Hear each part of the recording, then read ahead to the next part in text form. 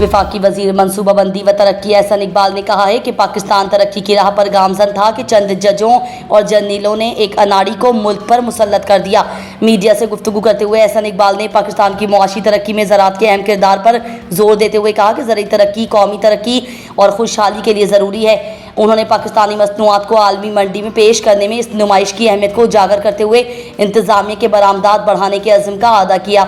एहसन इकबाल ने पाकिस्तानी मसनूआत को बैनुल अक़वामी मयार के मुताबिक बनाने की ज़रूरत पर जोर दिया ताकि पूरी दुनिया में पाकिस्तान में तैयार करदा मसनूआत को फ़रोग़ दिया जा सके।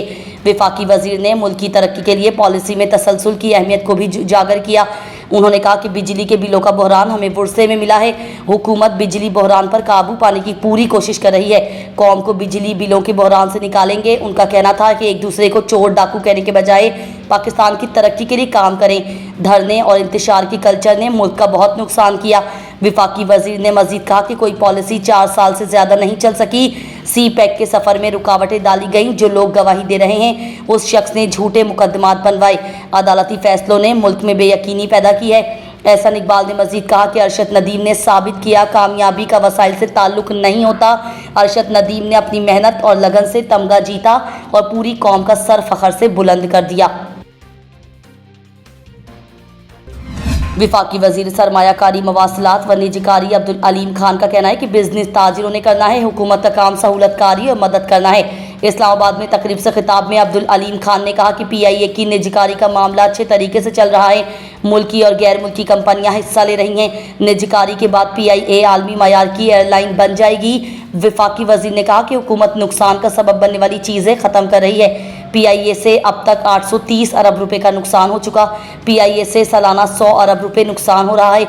उम्मीद है अच्छी कंपनी PIA लेने में कामयाब होगी। सुप्रीम कोर्ट के सीनियर जज जस्टिस मंसूर अली शाह ने कहा है कि सुप्रीम कोर्ट ने फैसला कर दिया तो इस पर अमल होगा। इस्लामाबाद में कॉन्फ्रेंस से खिताब में सुप्रीम कोर्ट के जस्टिस मंसूर अली शाह का कहना था कि मैं कायम मुकाम चीफ जस्टिस नहीं, सीनियर तरीन जज हूँ। उन्होंने कहा कि अदालती फैसलों पर अमल दरामद का मामला जजिस कमेटी में उठाऊंगा। ये मुमकिन नहीं कि सुप्रीम कोर्ट के फैसलों पर अमल दरामद ना हो। मैंने देखा कि 2014 के फैसले पर अब अमल हुआ। उनका कहना था कि ऐसा नहीं, सुप्रीम कोर्ट के फैसलों पर अमल नहीं होता। सुप्रीम कोर्ट अपना इख्तियार आइन से लेती है और हमारी जिम्मेदारी है कि हम तवाज़ुन बरकरार रखें। अगर फैसलों पर अमल दरामद नहीं होता तो आइन की खिलाफ वर्जी होगी। जस्टिस मंसूर अली शाह का कहना था कि सुप्रीम कोर्ट ने फैसला कर दिया तो उस पर अमल होगा। उन्होंने कहा कि जस्टिस काजी फाइज ईसा मेरे बहुत अच्छे दोस्त हैं, अल्लाह उन्हें अच्छी सेहत में रखे। जस्टिस मंसूर अली का कहना था कि सुप्रीम कोर्ट को अथॉरिटी कहीं से और से नहीं, आइन से हासिल हुई है। अगर इस तरह चल पड़े कि अदालती हुक्म पर अमल नहीं हो सकता तो आइनी तवाज़ुन बिगड़ जाएगा। सुप्रीम कोर्ट के फैसलों पर अमल करना रिवायत नहीं, लाजमी आइनी तकाजा है। अगर कोई नया निज़ाम बनाना चाहते हैं तो बना ले, मामलात इस तरह नहीं चलेंगे। वफाकी वज़ीर दाखिला मोहसिन नकवी ने कहा है कि पाकिस्तान की तामीर व तरक्की में अक़लियतों का किरदार नज़रअंदाज नहीं किया जा सकता।